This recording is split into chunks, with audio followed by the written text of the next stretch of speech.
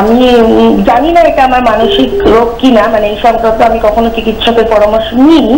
তবে আমার মনে হয় যে, কারণ আমি যখন কোনো দুশ্চিন্তায় থাকি বা এমন কোনো সাংসারিক কোনো সিচুয়েশন আছে যেটায় আমার একটু টেনশন ফিল হয়, সেটা হলেই আমার যেটা সমস্যা হয় সেটা আমার পেটের একটা সমস্যা হয়, যেটা আমাকে বারবার একটু টয়লেট ইউজ করতে হয়, এবং সেটা অটোমেটিক, বিনা ওষুধে আবার টেনশনটা কমে গেলে আবার ওটা অটোমেটিক কমে যায়, ওটার কোনো ওষুধ আমার লাগে না।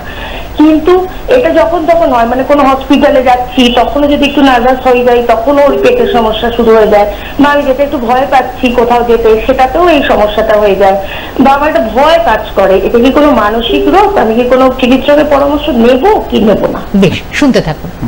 এতক্ষণ ধরে আমরা যে ডিসকাশন করেছি রিগার্ডিং অটোনমিক সিমটমস, তার মধ্যে কয়েকটা খুব সুন্দর বলে বাটারফ্লাইজ ইন দ্য স্টমাক, মানে পেটের মধ্যে একটা হাইপার স্টিমুলেশন হয় যার জন্য ওনাকে টয়লেটে যেতে হচ্ছে। সেটা ডায়রিয়ার মতো একটা সিচুয়েশন হতে পারে, বা বারবার ইউরিনারি একটা ট্রাবল হতে পারে। আমাদের যে ইউরিনারি ব্লাডার যেটা আছে সেটা একটা তার একটা স্টিমুলেশন হয় এক্সেসিভ অ্যাংজাইটিতে, যেটা আমি আগে ডিসকাস করেছি যে অটোনমিক নার্ভাস সিস্টেম স্টিমুলেশন, তার জন্যই সমস্যাগুলো ওনার হচ্ছে।